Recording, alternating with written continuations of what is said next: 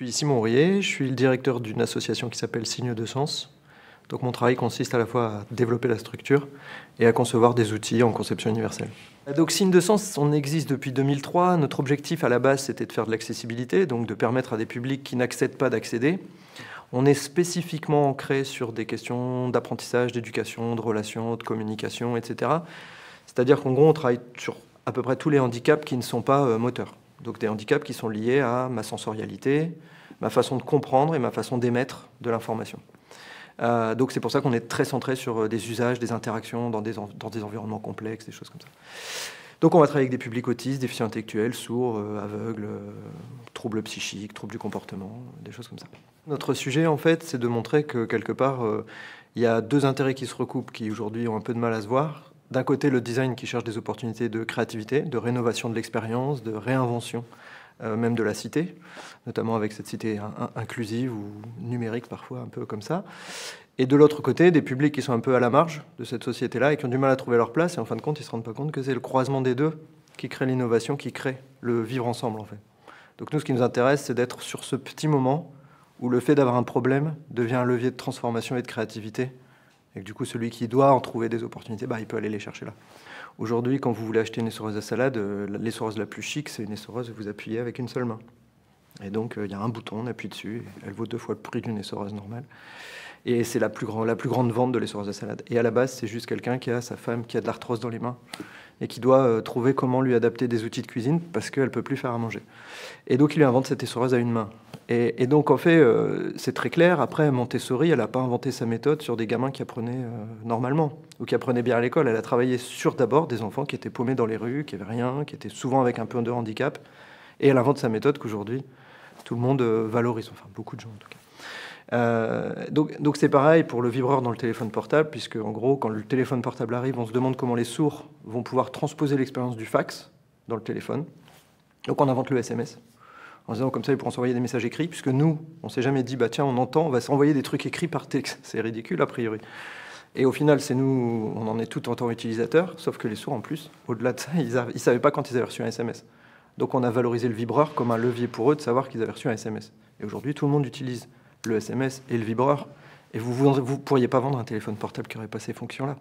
Donc en fait, ce n'est pas une question de croyance, ce n'est pas une question de foi, ce n'est pas non plus une question d'engagement sociétal, ce n'est pas une question de bienveillance, c'est une question de performance. C'est vraiment très important de changer de prisme, en fait. Ce n'est pas une question de gentillesse. Et moi, je ne m'inscris pas dans le care design ou le design du care. Ça, c'est pour travailler avec l'hôpital, pour travailler avec les gens qui sont malades, qui ont mal aux genoux. Mais c'est pas, le sujet du handicap dépasse très largement la question du care. Alors nous, du coup, l'enjeu justement de la présentation, c'est de montrer que par un processus de design relativement classique, c'est-à-dire que le processus en lui-même est assez commun, mais juste en travaillant avec des publics ce qu'on pourrait appeler des extreme users, des gens qui sont atypiques par rapport à l'idée générale qu'on se fait d'un utilisateur, ça va dynamiser le projet de design, dynamiser la créativité. Donc c'est à la fois une question d'adapter un peu le processus quand même, puisqu'il y a des publics atypiques. Quand vous faites un processus de design avec des gens qui ne savent pas s'exprimer, c'est très différent d'un public qui a une facilité à l'oral. Donc il faut adapter un peu les processus, les postures. Il faut avoir une culture de la diversité humaine qui est beaucoup plus vaste et se rendre compte que tout le monde ne comprend pas pareil, ne parle pas pareil, ne se comporte pas pareil, ne ressent pas pareil, etc. etc. Donc peut-être sortir un peu d'archétypes, même si on a l'impression de connaître plein de gens différents, de juste réouvrir un tout petit peu les chakras. Et puis de l'autre côté, de réinterroger le service peut-être en son cœur plutôt que sur les bords. Et en fait, c'est pour nous vraiment une opportunité de dire qu'en gros, avec un public en rupture, on peut créer des projets en rupture. Donc effectivement, au départ, on s'est inscrit dans l'accessibilité, qui était une vision un peu technique des choses. Petit à petit, on a glissé vers le design, qui était une vision beaucoup plus conception-création, qui nous a beaucoup plus correspondu. Et donc, très concrètement, un projet chez nous, si je prends un exemple, ce qui est toujours plus simple, mais un jour, on a des personnes qui viennent nous voir à la fin d'une conférence, des parents qui viennent me voir en me disant « Moi, mes enfants sont autistes, enfin, mon fils est autiste, et du coup, j'ai l'impression que ce que vous faites, ça pourrait être pas mal avec mon gamin. Est-ce que vous avez déjà fait des trucs ?»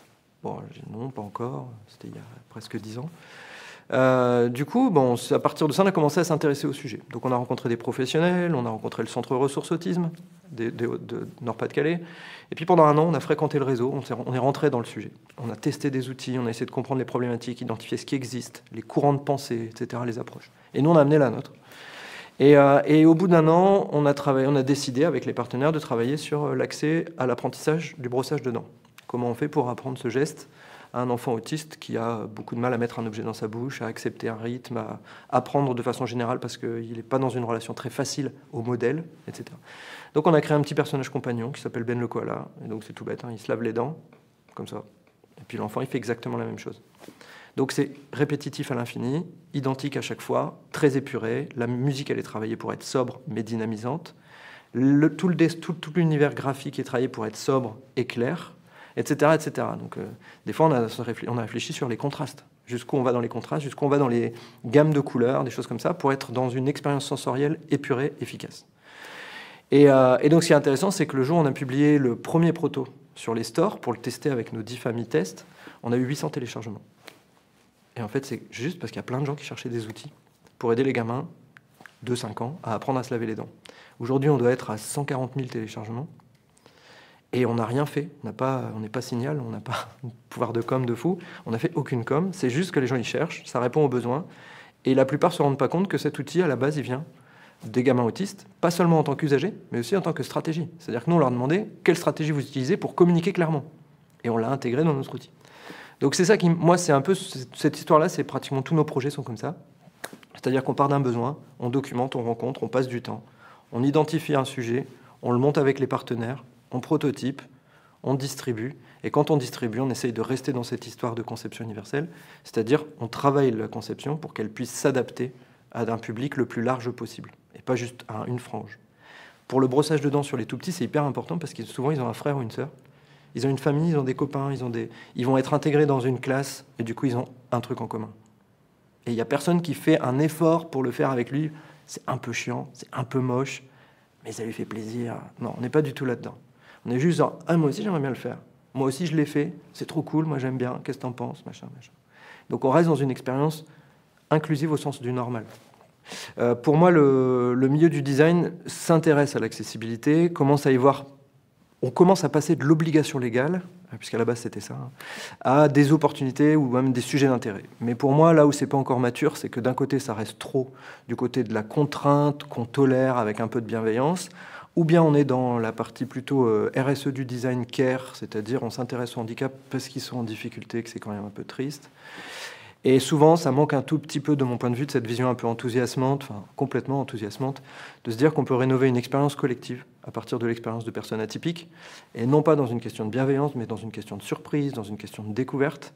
Et ce qui, moi, me gêne un peu, c'est qu'on trouve normal d'aller en Uruguay pour rénover sa vision de la fréquentation de la nature, ou de l'alimentation, ou des goûts, des couleurs, machin, et on ne se rend pas compte que finalement, déjà en local, il y a une diversité de vie, de parcours de vie, d'expérience du monde, qui est très très peu exploité et qui reste satellisé en fait. Donc je trouve que c'est juste ce moment où on se redit vivre ensemble, tous pas pareil, c'est quand même génial.